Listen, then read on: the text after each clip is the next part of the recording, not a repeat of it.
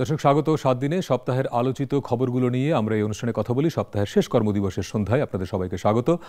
এই সপ্তাহটি বেশ ঘটনাবহুল, অনেকগুলো বড় ঘটনা ঘটেছে এবং আজকেই অর্থাৎ বৃহস্পতিবারের এখন পর্যন্ত বড় খবর হচ্ছে নির্বাচন কমিশন খসড়া ভোটার তালিকা প্রকাশ করেছে। সেখানে দেখা যাচ্ছে এই মুহূর্তে বাংলাদেশের ভোটার 12,36,83,512 জন এবং চূড়ান্ত তালিকাটি প্রকাশ করা হবে 2রা মার্চ এবং তার আগে 20শে জানুয়ারি থেকে শুরু হবে বাড়ি বাড়ি গিয়ে ভোটার তালিকা হালনাগাদ করার কাজ। এবং আপনারা জানেন যে 17 বছর অর্থাৎ ভোটারের হওয়ার বয়স 17 বছর করার একটি আলোচনা আছে। নির্বাচন কমিশন বলছে যে এই বিষয়টি সিদ্ধান্ত নেবে নির্বাচন কমিশন যদি রাজনৈতিক ঐকমত্য হয়। এর বাইরে এই সপ্তাহের আরও কয়েকটি বড় এবং আলোচিত খবর আমরা প্রথমে দেখতে চাই শিরোনামে।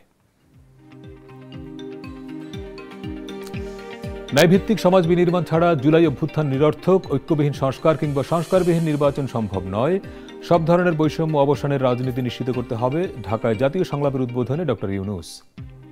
নিজের মেয়াদকালে রাজনীতিতে নাক গলাবেন না এবং সেনাবাহিনীকে রাজনৈতিক পরিমণ্ডলে হস্তক্ষেপ করতে দেবেন না সেনাপ্রধান, সরকার চাইলেই বাহিনীর সদস্যরা ফিরবেন সেনানিবাসে। বিচার সংস্কার ও নির্বাচন সরকারের প্রধান কাজ বললেন আসিফ নজরুল। আগামী 1 বছরের মধ্যে ট্রাইব্যুনালে প্রধান অভিযুক্তদের বিচার শেষ করার কথা বললেন চিফ প্রসিকিউটর।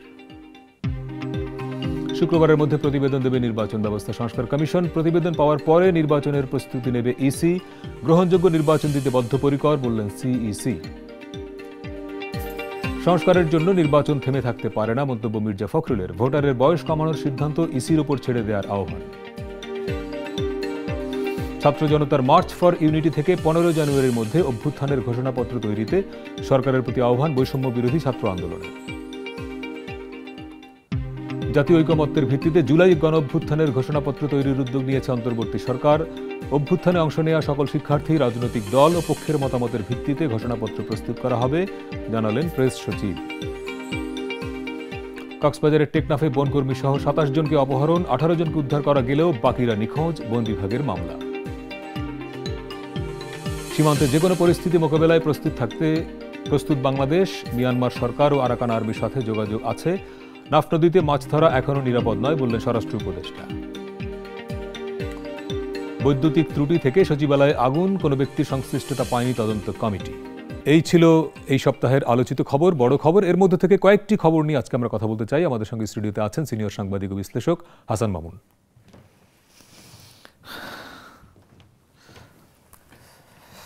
মোহন ভাই স্বাগত। আমাদের সঙ্গে অনলাইনে কক্সবাজার থেকে যুক্ত থাকবেন কক্সবাজারের সাংবাদিক তৌহিদুল ইসলাম। তার কাছে যাওয়ার আগে মোহন ভাই, আমরা শুরুটা করেছিলাম যা দিয়ে সেটা দিয়ে শুরু করি। ভোটার তালিকা খসড়া আজকে প্রকাশ করা হলো। চূড়ান্ত তালিকাটা আমরা মার্চের শুরুতে হয়তো পাবো, কিন্তু এই সপ্তাহের একটা বড় আলোচনা যে ভোটারের বয়স এখন আমাদের 18 বছর 17 করার একটা আলোচনা আছে এবং আলোচনাটা তুলেছেন মূলত প্রধান উপদেষ্টা নিজেই। কথা হলো যে 18 বছর আছে, এখানে 17 বছর করার দরকারটা কি? প্রধান উপদেষ্টার মধ্যে আমি বরাবরই দেখেছি যে তরুণদের ব্যাপারে একটা বিশেষ আগ্রহ আছে। এটা আগেও ছিল, উনি প্রধান উপদেষ্টা হওয়ার আগেও এই আগ্রহটা ছিল। আপনি লক্ষ্য করবেন এই যে বাণিজ্য মেলা, আন্তর্জাতিক বাণিজ্য মেলা যেটা শুরু হয়েছে, সেখানেও বক্তৃতায় কিন্তু উনি তরুণদের উদ্যোক্তা হওয়ার আহ্বান জানিয়েছেন এবং প্রতিযোগিতার ভিত্তিতে কিভাবে এটা ত্বরান্বিত হতে পারে তার একটা নিজস্ব একটা চিন্তাভাবনা উনি উপস্থাপন করেছেন। আর তরুণদের ব্যাপারে বিশেষ আগ্রহ তো বেড়েছে, সারা দেশেই বেড়েছে। সেটা হচ্ছে এই জুলাই আগস্ট গণ অভ্যুত্থানের ভেতর দিয়ে তরুণদের এখানে ব্যাপক অংশগ্রহণ ছিল এবং তাদেরই নেতৃত্ব ছিল। ছাত্র জনতা এবং শ্রমিকরাও এখানে অংশ নিয়েছিল। এটা মূলত তরুণদের একটা জাগরণ ছিল। তো ফলে তরুণদের ব্যাপারে আগ্রহ বাড়াটা কিন্তু স্বাভাবিক এবং তার ভিত্তিতে মানে প্রধান উপদেষ্টার ভেতর দিয়ে এটা প্রকাশ পাচ্ছে। আমি এটাকে নেতিবাচকভাবে নিই না। তবে প্রধান উপদেষ্টা যেটা বলেছেন যে এ ব্যাপারে সবাই একমত হলে পরেই এই সিদ্ধান্তটা হতে পারে। উনি কিন্তু ঐকমত্যের উপর জোর দিচ্ছেন সব ক্ষেত্রে। আজকে নির্বাচন কমিশনারও তাই বলেছেন, রাজনৈতিক ঐকমত্য হলে। তো আমরা লক্ষ্য করব যে ফখরুল ইসলাম আলমগীর সাহেব বোধহয় বলেছেন যে এটা ইসিরই উপরে ছেড়ে দিতে আহ্বান জানিয়েছে। এখন ইসি সিদ্ধান্ত নিলেও ইসি কিন্তু সরকারের ইচ্ছার বাইরে খুব একটা যাবে বলে মনে হয় না। তবে ইসির অবস্থানটা এখানে ভালো যে রাজনৈতিক ঐকমত্যের উপর তারাও জোর দিচ্ছেন। রাজনৈতিক ঐকমত্যটা একটা বড় মানে আলোচনার বিষয় হয়ে গেছে গত কমাস ধরে আর কি।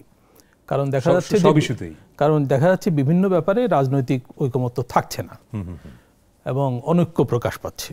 তো অনৈক্য প্রকাশ পেলে তো ঐকমত্যের উপর জোর দেওয়া বাড়বেই, এবং সরকারের দায়িত্ব যেহেতু রাজনৈতিক দলগুলোকে এক জায়গায় রাখা এবং রেখে সংস্কারগুলো করে নির্বাচনের দিকে যাওয়া, সেজন্য সরকারও রাজনৈতিক ঐকমত্যের উপর জোর দিচ্ছে। কিন্তু 17 বছর করার ক্ষেত্রে জনপরিসরে দুটি আলোচনা আছে। একটা এরকম যে 17 বছর করে যদি করা হয় তাহলে অনেক ভোটার বাড়বে, তাহলে কোনো একটি নির্দিষ্ট দলকে এই সুবিধাটা দিতে চায় কিনা সরকার, এক। দ্বিতীয়ত, যদি 17 বছর বয়সীদেরকে ভোটার তালিকায় যুক্ত করতে হয় তাহলে ভোটার তালিকা হালনাগাদের কাজটি আরেকটু প্রলম্বিত হবে, তার মধ্যে দিয়ে নির্বাচনটি আরেকটু পিছিয়ে দেওয়া যাবে, এরকম একটা উদ্দেশ্য আছে কিনা, এরকম আলোচনা জনগণের মধ্যে আছে। তো এই যে নানা রকম আলোচনা হচ্ছে, বাড়ছে, এটাও কিন্তু ইতিবাচক ব্যাপার আমি মনে করি। যে বিভিন্ন দিক থেকে আলোচনা হওয়া, ফেসবুকে প্রকাশ পাওয়া, প্রিন্ট মিডিয়ায় আসা, মিডিয়াতেও এই আলোচনাগুলো, এবং টক শো প্রচুর বেড়ে গেছে, টক শোতে খোলামেলা কথাবার্তাও বেড়েছে। আমি কিন্তু মনে করি এই ডিবেটগুলো ভালো, এটা যত স্বাস্থ্যকর থাকে তত ভালো। এতে মানে বিভেদের উপাদান না থেকে মত পার্থক্য বাড়ুক, তাতে কোনো সমস্যা নাই, মানে মতানৈক্য সহ। হ্যাঁ, আমি কিন্তু মনে করি, আমি শুরুতেই বলছিলাম যে 17 বছর কেন, আমি কিন্তু কারো কারো এরকম মত পেয়েছি 16 বছর থেকে হওয়া উচিত। আচ্ছা, কারণটা মানে এসএসসি পরীক্ষা পাস করার পরেই সে ভোটার হয়ে যাবে। কারণটা হচ্ছে যে যারা তরুণদের সঙ্গে মেলামেশা করে, এবং আমরা কিন্তু বিভিন্ন টকশোতে তরুণদের পার্টিসিপেশন দেখছি, ছাত্র আন্দোলনে যারা ছিল তাদের পার্টিসিপেশন দেখছি, তাদের অনেক মতামতের সঙ্গে আপনি একমত হবেন না, কিন্তু তারা যেভাবে বলিষ্ঠভাবে বক্তব্য উপস্থাপন করছে এটা কিন্তু চোখে পড়ার মতো। বলিষ্ঠ বক্তব্যের পাশাপাশি আবার কারো কারোর কথাবার্তার মধ্যে একটু অ্যাগ্রেসিভনেস, অধ্যত্ব প্রকাশ পাচ্ছে। হ্যাঁ, তো অধ্যত্ব একটু প্রকাশ পাবে, এটাও কিন্তু অস্বাভাবিক না। মানে তারুণ্যের, আমি মনে করি যে অধ্যত্বটা সবসময় তারুণ্যের সঙ্গে কিছুটা সম্পর্কিত।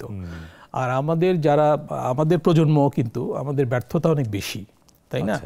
তো যে কারণে যেমন তারা এই যে বলছে যে আপনারা এতদিন ধরে আন্দোলন করছেন, সরকার তো হটাতে পারেন নাই, আমরাই হটালাম, এই কথাটা বলছে। যদিও এর মধ্যে সরলীকরণ আছে, মানে পুরনো সবকিছুকে বাতিল তারাই সরিয়ে দিয়েছে, হ্যাঁ, সেটা তো ঠিক না, এটা তো ঠিক না, সেটা ঠিক না। তাদের নেতৃত্ব ছিল, এবং তাদের নেতৃত্বটাও কিন্তু শুরুর দিকে কোটার ব্যাপারে ছিল। সরকার পতনের প্রশ্নটা অনেক পরে এসেছে, এবং এর পেছনে কিন্তু তাদের অবদানের চেয়ে আমি মনে করি শেখ হাসিনার অবদান বেশি। মানে উনি নিজে আন্দোলনটাকে এই পর্যন্ত নিয়ে গেছেন, উনি সরকার পতনটা নিজে নিশ্চিত করেছেন। এটা কিন্তু সরকার পতনের আন্দোলন ছিল না, রাইট? তো এই ব্যাপারগুলো তরুণদেরও বুঝতে হবে যে এটা, যেমন আমার এক বন্ধু বলে যে গোলেমালে হয়ে গেছে, এই কথাটা কিন্তু একদম ভুল না। কিন্তু যদি তাই হয়, এটাকে আবার তো মেটিকিউলাস, অর্থাৎ যে সুচারুভাবে পরিকল্পিতভাবে করা হয়েছে এটাও বলা হচ্ছে। যদি তাই তাহলে তো গোলেমালে, এই কথাটা এটা বলা হলেই তো এটা গ্রহণ করতে হবে এমন কোনো কথা নাই। ইউনূস সাহেব নিজেও বলেছেন কথাটা, এবং বাইরে গিয়ে বলেছেন, হুট করে হয় নাই, দেশের বাইরে গিয়ে বলেছেন এবং একজনকে পরিচয় করিয়ে দিয়েছেন। এখানে ওনার উচ্ছ্বাসটা প্রকাশ পেয়েছে আমি মনে করি। ওই যে বলছিলাম যে তরুণদের ব্যাপারে তার একটা, তরুণদের ক্ষমতা, তরুণদের উদ্ভাবনী শক্তি, এর উপর ওনার একটা বিশেষ আগ্রহ আছে। এবং আমার মনে হয় উনি শুরু থেকে কমাস ছাত্র উপদেষ্টা যারা সরকারে যোগ দিয়েছেন, কিংবা সরকারের বাইরে থেকে যারা সরকারের সঙ্গে যোগাযোগ রাখছেন, তাদের দ্বারা বেশ কিছু ব্যাপারে উনি প্রভাবিত হয়েছেন, যে কারণে উনি এখন হচ্ছেন না, এখন বোধহয় এই প্রভাব থেকে একটু বেরিয়ে আসছেন। এখন ওনার বৃহত্তর বাস্তবতার দিকে ওনার নজরটা আসছে, এটা মনে করি। যে জন্য উনি কিন্তু বারবার রাজনৈতিক ঐকমত্যের উপর জোর দিচ্ছেন। মানে তরুণদের উপর আগ্রহ আছে, আস্থা আছে, কিন্তু শুধু তাদের ব্যাপারে উনি বলছেন না। ধরেন এই যে ঐকমত্যের কথা বললেন, তো তার সঙ্গে রিলেটেড হচ্ছে যে মার্চ ফর ইউনিটি, এটাও তো তারা এক ধরনের ঐক্যের কথাই বলছে। যদি এই প্রোগ্রামটা ছিল ছাত্র আন্দোলন এবং জাতীয় নাগরিক কমিটির প্রোক্লেমেশন অফ জুলাই রেভলিউশন, অর্থাৎ জুলাই অভ্যুত্থানের ঘোষণাপত্র পেশ করবার একটা কর্মসূচি ছিল, যদি সেখান থেকে তারা সরে গিয়ে অন্য কর্মসূচি দিল মার্চ ফর ইউনিটি নামে, এইটার তাৎপর্যটা কি রাজনীতিতে? আমি যেটা বলছিলাম যে মানে ঐক্যের জায়গাটা কিন্তু হাসিনা পতন আন্দোলনের সময় যেভাবে ছিল, এর পরবর্তীকালে সেভাবে নাই, এবং না থাকাটাই স্বাভাবিক, কারণ এখানে তো বিভিন্ন ফোর্স জয়েন করেছিল। তাই না? প্রচলিত রাজনৈতিক দলগুলো ছিল, প্রচুর সাধারণ মানুষের জয়েন করেছিল, অপ্রচলিত নেতৃত্ব যুক্ত হয়েছিল, প্রাইভেট ইউনিভার্সিটি ছেলেমেয়েরা যোগদান করেছিল ব্যাপকভাবে, এবং শ্রমিক জনতাও তারা তাদের জীবনের যে যাতনা সেখান থেকে তারা আন্দোলনে সাংঘাতিকভাবে জড়িত হয়েছিল। বিশেষ করে আমরা লক্ষ্য করব যে নিম্ন আয়ের মানুষ যেসব এলাকায় বেশি থাকে, যেমন শনিরাখড়া, যাত্রাবাড়ি, রামপুরা, এইসব বেল্টে কিন্তু ভয়াবহ আন্দোলন হয়েছে। তো মিরপুর অবশ্যই, ইভেন মোহাম্মদপুরে, মানে শহরের একেবারে কেন্দ্রস্থলের বদলে কিন্তু একটু প্রান্তের দিকে আন্দোলনটা সাংঘাতিকভাবে হয়েছে। তো এখানে ব্যাপকভাবে শ্রমিক জনতার অংশগ্রহণ ছিল। আপনি লক্ষ্য করবেন, আমিও এটা খেয়াল করি, যে সবাই তাদের স্টেক হোল্ডারের কথা বলছে, যে আমরা স্টেক হোল্ডার। শ্রমিকরাও কিন্তু স্টেক হোল্ডার, অবশ্যই, এবং তাদের কোনো কিন্তু ভয়েস নাই এই সরকারে, তাই না? আমরা এই যে শ্রমিক বিলটা আন্দোলন হচ্ছে, আমরা এর মধ্যে ষড়যন্ত্রই দেখছি, কিন্তু তাদের দাবি দাওয়াগুলো কিন্তু খুব ভালোভাবে আমরা নিচ্ছি না, তাই না? আমার মনে হয় যে এইটা একটা লক্ষ্য করার বিষয়। যেমন আদিবাসী ক্ষুদ্র নৃগোষ্ঠী যাদেরকে আমরা বলি, তাদের ভয়েস সেইভাবে কি আসছে? বিভিন্ন সংস্কার কমিশনে এই কথাগুলো কিন্তু এসছে। আমি আজকে দেখছিলাম যে জনসংহতি সমিতির একটা রিপোর্ট এসছে যে পার্বত্য অঞ্চলে মানবাধিকার লঙ্ঘনের ঘটনা আগের মতোই আছে, এবং এই সরকার আসার পরও কিন্তু পার্বত্য চট্টগ্রামের বেশ কিছু এলাকায় অনেকগুলো ঘটনা ঘটেছে, এবং সেখানে পাল্টাপাল্টি বক্তব্য আছে যে কারা কি করেছে, মানে ষড়যন্ত্রের বক্তব্য আছে। আবার তাদের দিক থেকে আছে সাম্প্রদায়িক হামলা হয়েছে, এইসব কথা আছে। সাম্প্রদায়িক কিনা বলা যাবে না, কিন্তু ওরা মনে করছে। অর্থাৎ পরিস্থিতি কিন্তু ওই অঞ্চলে বদলায়নি। তো এই বিষয়গুলো লক্ষ্য করার আছে। মানে ইনক্লুসিভ হওয়ার কথা আমরা বলছি, সরকারও বলছে, কিন্তু এই জায়গাটা ঘাটতি আছে। এই সময়ের রাজনীতিতে বা বাংলাদেশের প্রেক্ষাপটে সবচেয়ে বড় রাজনৈতিক শক্তি আপনি যদি বিএনপিকে বলেন, অনেকে বলেন যে এই যে জামায়াতটি, মার্চ ফর ইউনিটি, এটি বিএনপিকে এক ধরনের মেসেজ দেওয়া, সেরকম কিনা? ছাত্রদের তরফ থেকে কিন্তু রাজনৈতিক দল গঠনের আলোচনা আছে, সিদ্ধান্ত আছে, পরিষ্কার সিদ্ধান্ত আছে, এবং এটাও বলা হয়েছে যে একজন উপদেষ্টা বেরিয়ে আসবেন সরকার থেকে, উনি নেতৃত্ব দেবেন, তাই না? নাহিদ ইসলামের কথা বলা আছে। তো আমি বোধহয় আপনার সঙ্গে এখানে আলোচনায় বলেছিলাম যে সরকারে তাদের যোগদানটাই ভুল ছিল। আমি এটা এখনো মনে করি। এতে তারা বিতর্কিত হয়েছে, সরকারও বিতর্কিত হয়েছে, এটা ঠিক হয়নি। আচ্ছা, এখন তাদের দ্রুতই সেখান থেকে বেরিয়ে আসা উচিত। বেরিয়ে এসে রাজনৈতিক দল গঠন করুক, তাতে কোনো সমস্যা নাই। এবং রাজনৈতিক দল যে শুধু ছাত্ররা গঠন করবে তা না, ছাত্রদের সঙ্গে নাগরিকরাও জয়েন করবে, এবং একটা জাতীয় নাগরিক কমিটি হয়েছে, তাই না? সেখানে কিন্তু শুধু ছাত্র বা শিক্ষার্থী, নানা পেশার লোকজন আছে। তো তারা যদি গঠন করে, তারা সেরকম মানে অভিভাবক বেছে নিক, অভিভাবক যদি বেছে নিতে হয়, কারণ অভিভাবকের প্রয়োজন আছে। তো তারা এই যে জমায়েতটা করলো, সেখানে তারা যদি রাজনৈতিক দল গঠনের লক্ষ্যে জমায়েতটা করত, সেটা বরং স্বাভাবিক ছিল। কিন্তু তারা যেটা করতে চাইলো সেটা হচ্ছে যে মুভমেন্টটা শুধু তাদেরই, একটা ইতিহাস দখলের মতো, যে মুভমেন্টটা শুধু তাদেরই এবং তারাই এটার ঘোষণা দেবে, এবং আন্দোলন সফল হওয়ার 5 মাস পরে প্রোক্লেমেশন, এটা একটু অস্বাভাবিক, তাই না? এটা যদি কিছুদিন পরই হতো। প্রোক্লেমেশনের প্রশ্ন তো তখনই আনবেন যখন সেটি একটি স্বাধীনতা যুদ্ধ হবে বা বিপ্লব হবে। এখন এটা যে বিপ্লব না, এটা তো বলা হচ্ছে, মানে তারা ছাড়া বাকি সবাই বিএনপির পক্ষ থেকে বলা হচ্ছে। এমনকি এই সরকারের একজন ঘনিষ্ঠ সংবিধান সংস্কার কমিশনের প্রধান অধ্যাপক আলী রিয়াজ সাক্ষাৎকারে পরিষ্কার বলেছেন যে তিনি এটাকে বিপ্লব মনে করেন না, এটা একটা অভ্যুত্থান। একটা বিরতিতে যাবো, একটা প্রশ্ন রেখে যাই যে ধরেন এই যে তারা নতুন রাজনৈতিক দল একটা বা দুইটা যাই হোক না কেন, এটার ভবিষ্যৎ কি? ধরেন বাংলাদেশের যে মানুষের ভোটের যে সংস্কৃতি, সেখানে তারা গিয়ে অনেক বেশি ভোট পেয়ে সরকার গঠন করে ফেলতে পারবে, ব্যাপারটা এত সহজ হবে কিনা, প্রশ্নটা রেখে যায়। একটা বিরতিতে যাচ্ছি দর্শক, একটা ছোট্ট বিরতি সময় হলে ফিরছে একটু পরেই, সঙ্গে থাকবেন।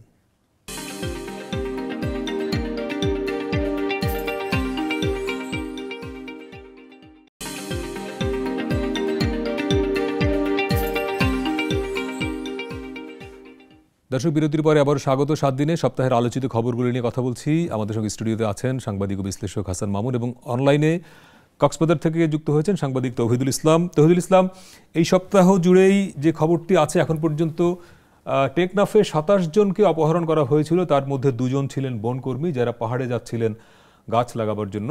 তার মধ্যে 18 জনকে উদ্ধার করা হয়েছে, কিন্তু 9 জন এখনো নিখোঁজ। মানে এখন পর্যন্ত কি অবস্থা, মানে আইন শৃঙ্খলা বাহিনী কি বলছে? তারা তো অভিযান চালাচ্ছে, কোনো ট্রেস করা যাচ্ছে? ধন্যবাদ।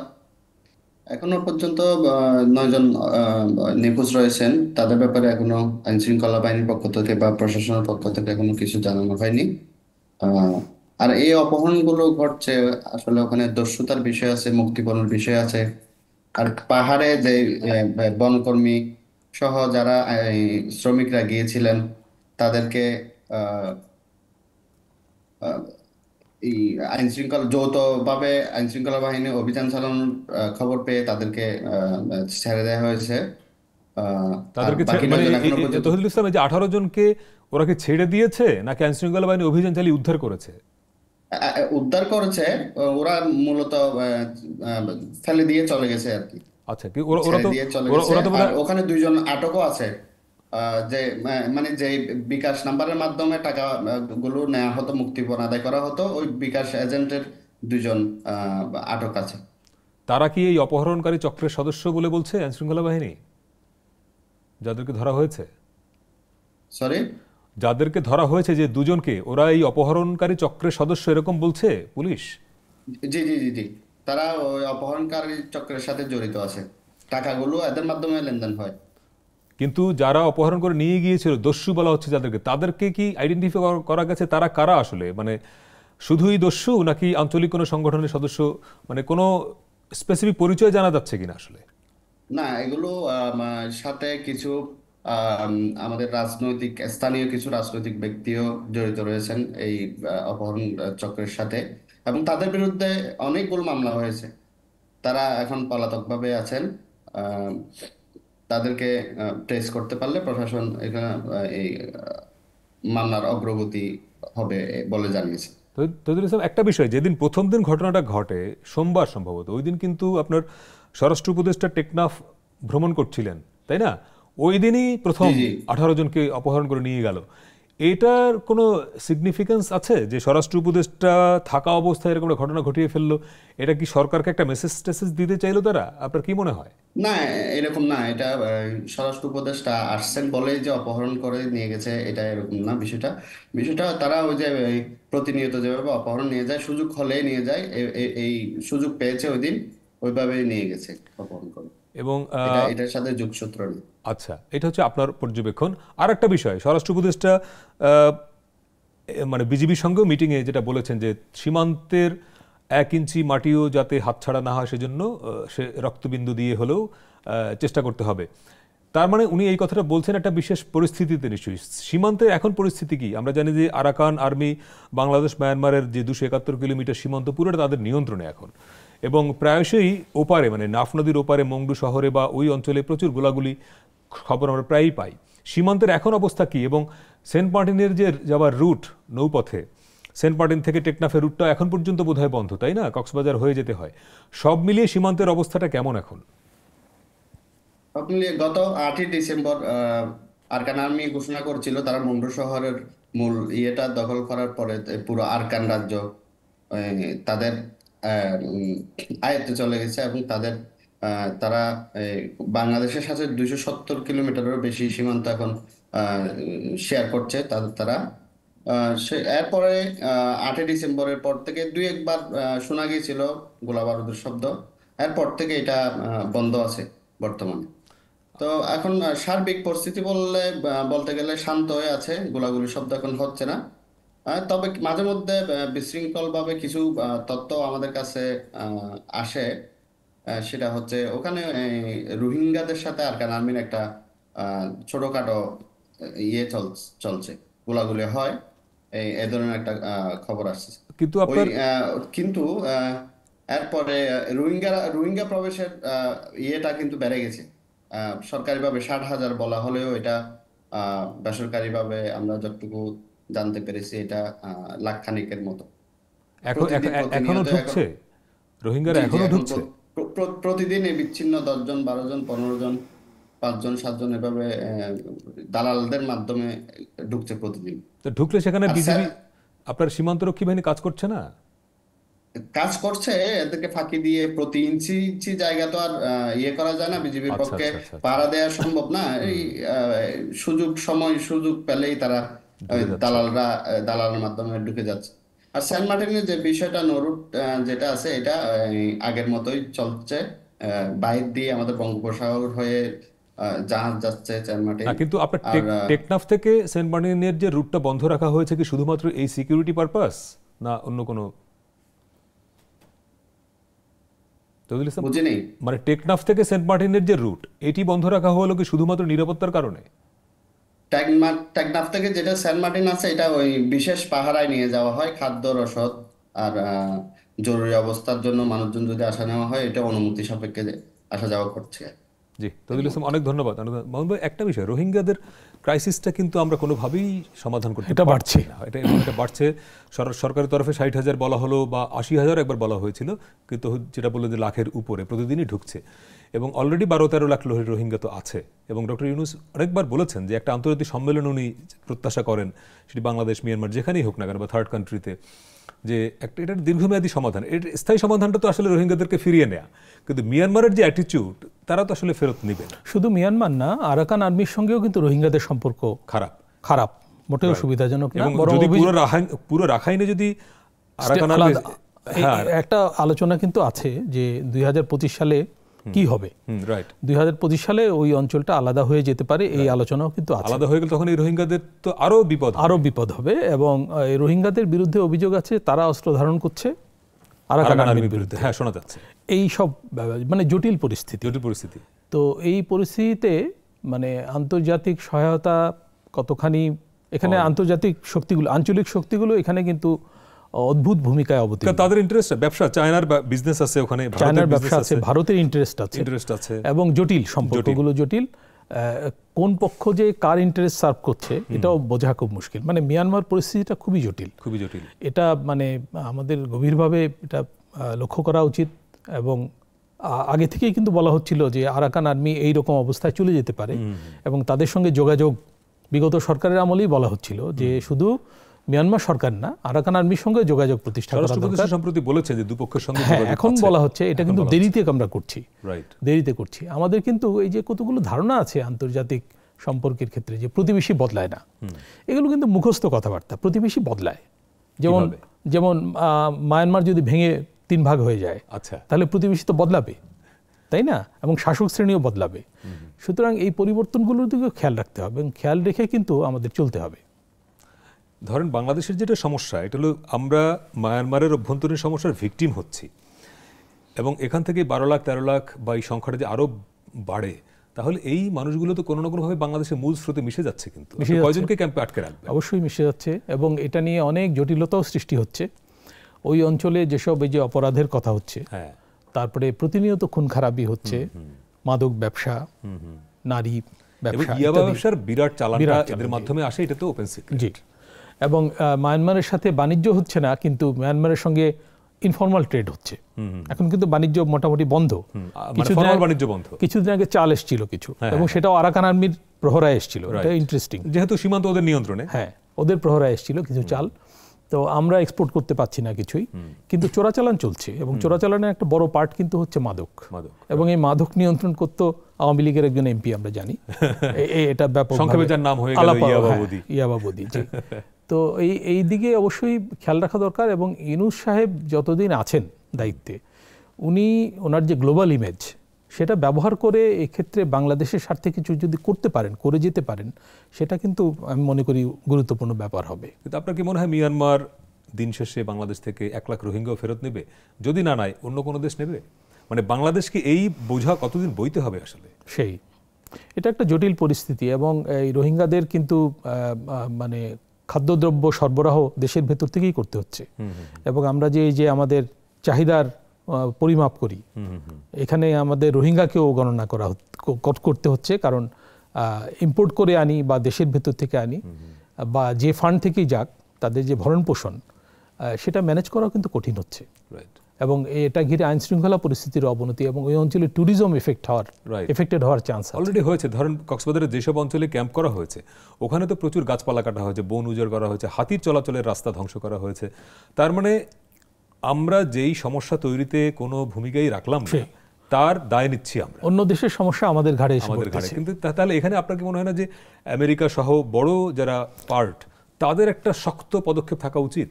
অবশ্যই শক্ত পদক্ষেপ থাকা উচিত, কিন্তু মুশকিল হচ্ছে যে ওই অঞ্চলে সব আন্তর্জাতিক এবং আঞ্চলিক বড় বড় শক্তির ইন্টারেস্ট আছে এবং তারা যার যার ইন্টারেস্টে কাজ করছে, এবং সেজন্য আবার তাদের সহায়তা ছাড়া এই সমস্যার সমাধান হবে না। এটা একটা জটিল খুব পরিস্থিতি। একটা জটিল অবস্থা। বন্ধু, আরেকটা বিরতি নিয়ে আসছি দর্শক, আরেকটা ছোট্ট বিরতি নিয়ে আসছি, আরো অনেক গল্প হবে, কথা হবে, সঙ্গে থাকবেন।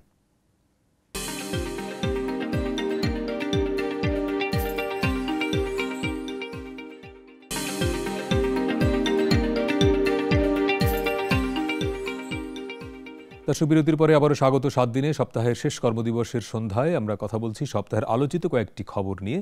আমাদের সঙ্গে স্টুডিওতে আছেন সিনিয়র সাংবাদিক ও বিশ্লেষক হাসান মামুন। মামুন, এই সপ্তাহের একটা বড় খবর নিশ্চয়ই সেনাপ্রধানের সাক্ষাৎকার, জাতীয় দৈনিকে তিনি সাক্ষাৎকার দিয়ে এবং খুব স্পেসিফিক বলেছেন যে তারা মানে সেনাবাহিনী রাজনীতিতে হস্তক্ষেপ করবে না, এবং তিনি দায়িত্ব নিয়ে বলেছেন যে তিনি দায়িত্বে থাকা অবস্থায় সেনাবাহিনীকেও করতে দেয়া হবে না।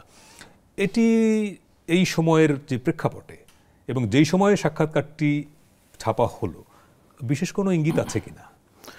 এটা নিয়ে কিন্তু বাজারে ব্যাপক আলোচনা হচ্ছে, মানে কালকে থেকে শুরু হয়েছে। কালকে আমি একটা টেলিভিশনে সকালে গিয়ে বলেছিলাম যে এটা একটা গুরুত্বপূর্ণ ঘটনা, যে একটি বড় দৈনিক এই সাক্ষাৎকারটি নিয়েছে এবং প্রকাশ করেছে ফ্রন্ট পেজে, অলমোস্ট লিড আইটেম। তো এটা নিয়ে আলোচনা সপ্তাহব্যাপী চলবে।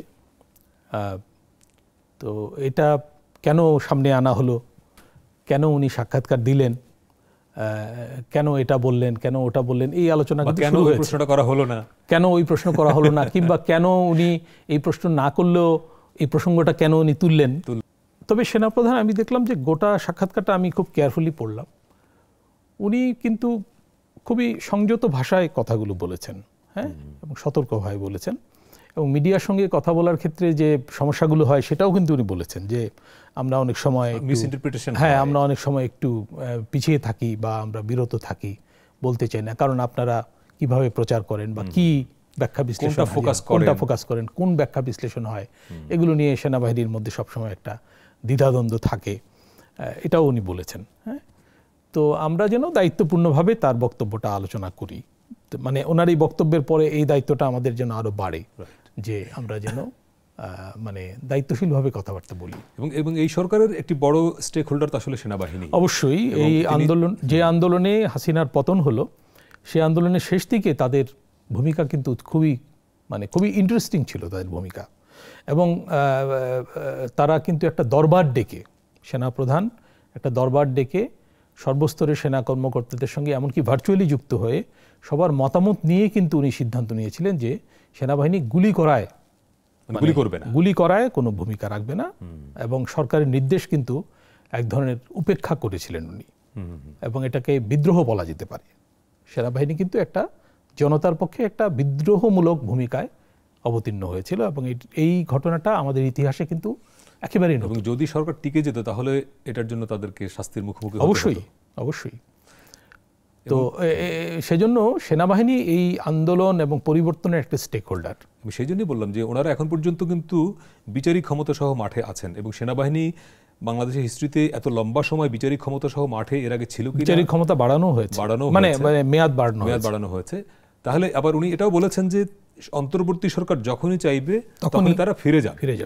দেশের যে পরিস্থিতি, আইনশৃঙ্খলা পরিস্থিতি, আপনি খেয়াল করবেন যে নাগরিকদের মধ্যে কিন্তু একটা নিরাপত্তাহীনতার বোধ তীব্র আকারে আছে, যে তার বাড়িতে যদি ডাকাতি হয় সে আসলে থানায় গিয়ে এটার প্রতিকার পাবে কিনা, ফোন করলে কাকে ফোন করবে, স্থানীয় জনপ্রতিনিধিরাও নাই। ধরেন আমরা যত যাই বলি না কেন, দিন শেষে স্থানীয় ওয়ার্ড কাউন্সিলররা কিছু জায়গায় খুব বড় ভূমিকা থাকে, এখন কিন্তু তারা নাই। তাহলে একজন মানুষ যদি কোনো ধরনের অসুবিধার মধ্যে পড়েন, তিনি কোথায় যাবেন? ফলে এই যে ইনসিকিউরিটি ফিলিংটা মানুষের মধ্যে আছে, তাহলে সেনাবাহিনী কি আরো লম্বা সময় থাকতে হবে মাঠে? হ্যাঁ, সেনাবাহিনীকে আরও সময় থাকতে হবে, সেটা কিন্তু সেনাপ্রধানের বক্তব্যেও ইঙ্গিতটা আছে যে সরকার যতদিন চাইবে, সেটা সরকার না বলা পর্যন্ত আমরা আছি। পুলিশ তো এখনো সেইভাবে সক্রিয় হয়নি, এবং র্যাব নিয়ে বিতর্ক চলছে, এমনকি এই আলোচনাও চলছে থাকা দরকার কিনা, তাই না? তো পুলিশ নিয়েও কিন্তু এই ধরনের এক্সট্রিম মতামত আছে যে এই পুলিশ ভেঙে দেওয়া দরকার ইত্যাদি। তাই না? খুব বিপ্লবী কাজ হবে। বিপ্লবী, অবশ্যই বিপ্লবী কাজ। যেমন প্রশাসন নিয়ে আছে, প্রশাসন থেকেও কিন্তু প্রশাসনে বলা হচ্ছে অন্তত কি পয়েন্টে যারা সচিব পর্যন্ত বলা হচ্ছে যে সচিব পর্যন্ত সবাইকে বাদ দিয়ে দেওয়া উচিত ছিল, সেটা হয়নি, তাই না? তো এর মানে আসলে এই এমন একটা পরিবর্তন হয়েছে যে এখন কিছু অদ্ভুত মতামত আসছে, যেমন এটা ভেঙে দাও, এটা দিয়ে কাজ না করলে ওইটা করো, মানে বিকল্পের পরে আবার বিকল্প বলা হচ্ছে।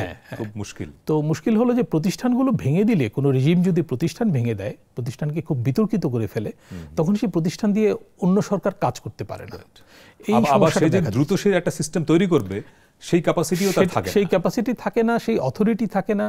তারপর সেটা করতে গিয়ে লম্বা সময় লেগে যেতে পারে, বিশৃঙ্খলা বাড়তে পারে, এই আশঙ্কাগুলো আছে। এবং সেই আশঙ্কা থেকে বিএনপি বারবার বলবার চেষ্টা করছে দ্রুত নির্বাচন দিয়ে। হ্যাঁ, বিএনপি এই দাবিটা করছে এবং এই দাবির যৌক্তিকতা আছে, অবশ্যই যৌক্তিকতা আছে। কারণ আমরা সাম্প্রতিক ইতিহাসে দেখেছি যে এই ধরনের পরিবর্তনের পরে তিউনিশিয়ার মতো জায়গায় বা আরো মিশরে পরিস্থিতি আরো খারাপের দিকে চলে গেছে, তাই না?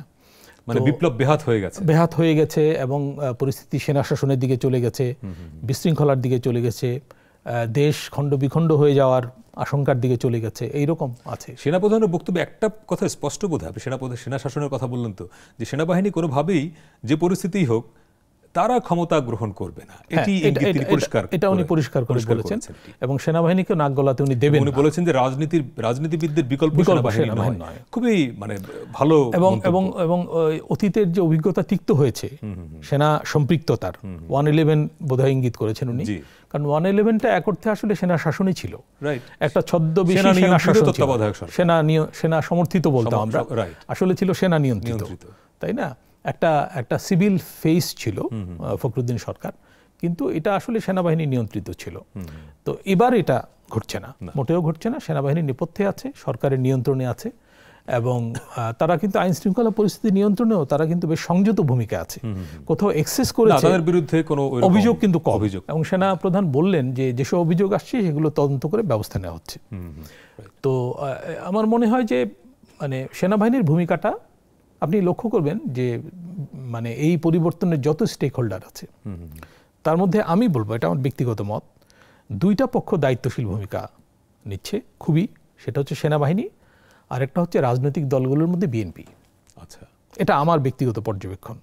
এমনকি আমি সরকারের ভূমিকাকেও যথেষ্ট দায়িত্বশীল বলবো না, কারণ সরকারের বিরুদ্ধে এর মধ্যে অভিযোগ উঠেছে যে তারা ছাত্র সমন্বয়ক সহ কিছু ধর্মীয় মৌলবাদী সংগঠনের দ্বারা বেশি প্রভাবিত হয়ে সিদ্ধান্ত নিচ্ছে বা কথাবার্তা বলছে, এইরকম অভিযোগ কিন্তু উঠে গেছে। মানুষের মধ্যে এইগুলো নিয়ে প্রশ্ন আছে। মানে এ ব্যাপারে স্থির প্রত্যয় বলা যাবে না, কিন্তু এই কথাটা এসছে বাজারে। জি, আরেকটা বিরতি নিয়ে আসছি দর্শক, আরেকটা ছোট্ট বিরতির সময় হলো, সঙ্গে থাকবেন। আমাদের সঙ্গে আছেন হাসান মামুন, আরো অনেক কথা হবে।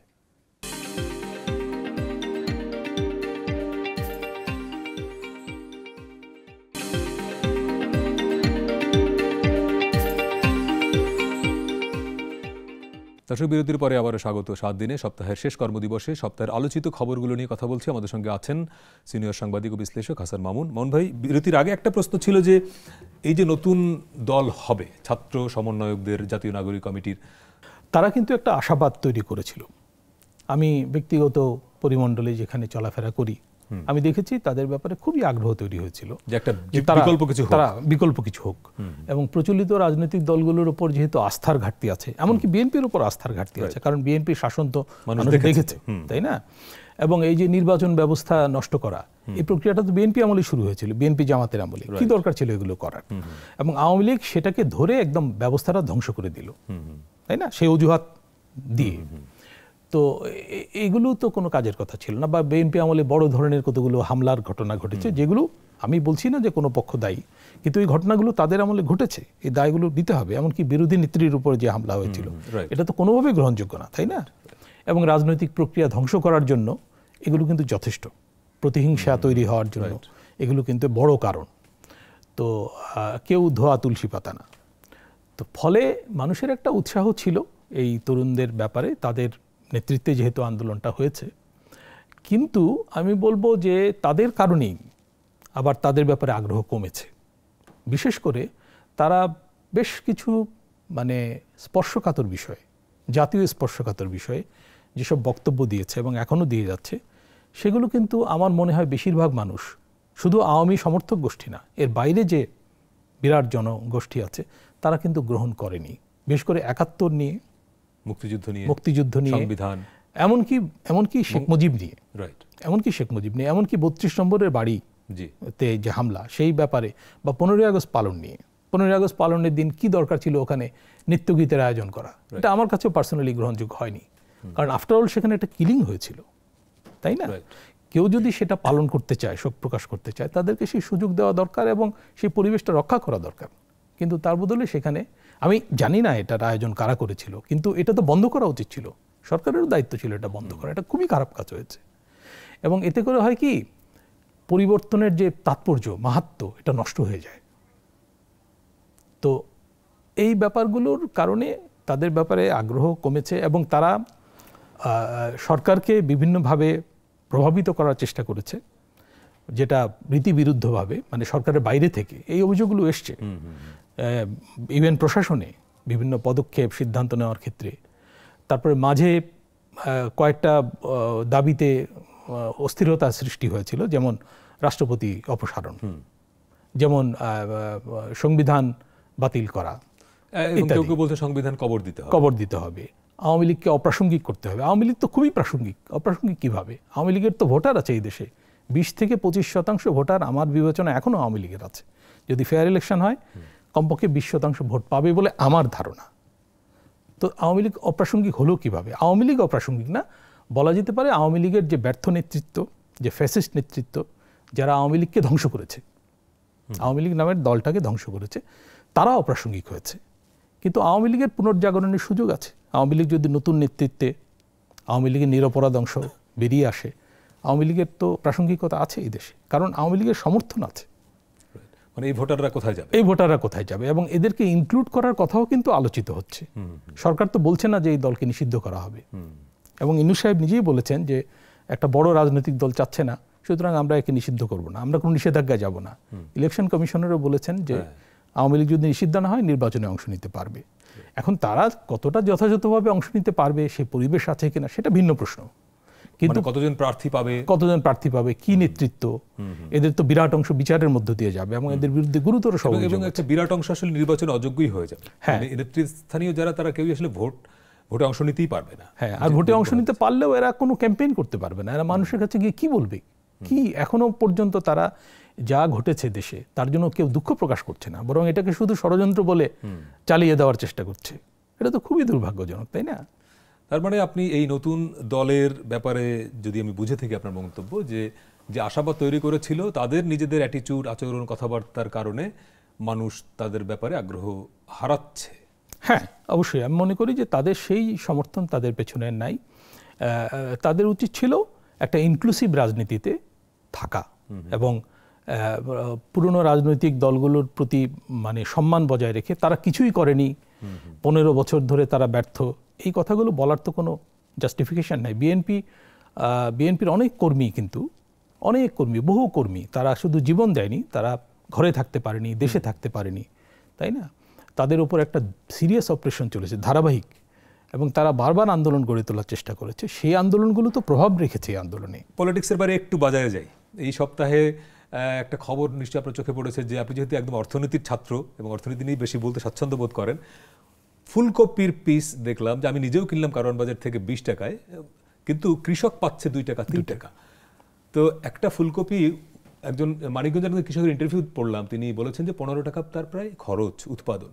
তাহলে 15 টাকা খরচ করে 5 টাকায় বা 4 টাকায় যদি তাকে বিক্রি করতে হয়, পার পিসে তাকে 10 টাকা 8 টাকা লস হয়।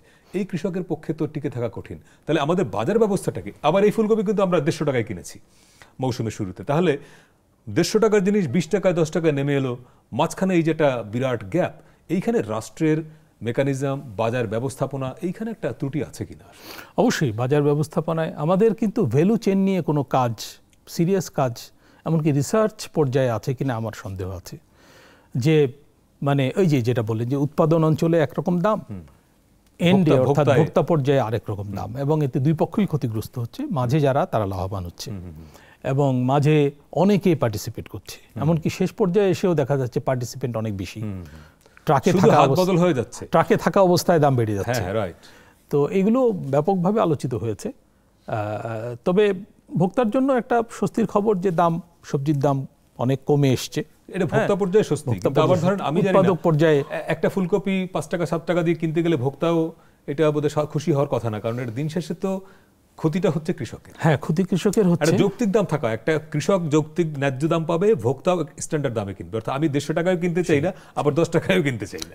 এটা কেন হচ্ছে এ নিয়ে আসলে গবেষণা হওয়া উচিত, এবং এ নিয়ে আমরা কতগুলো ঢালাও কথাও বলি, যেমন সিন্ডিকেটের কথা বলি। সব ক্ষেত্রে সিন্ডিকেট আসলে সম্ভব না।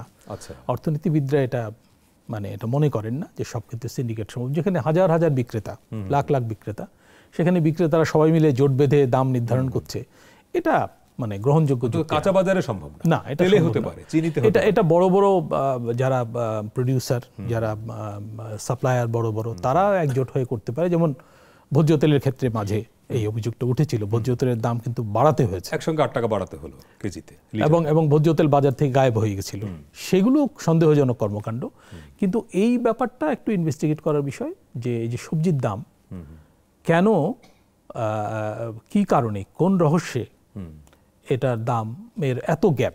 এমনকি শহরের বাজারে বাজারে কিন্তু গ্যাপ আছে।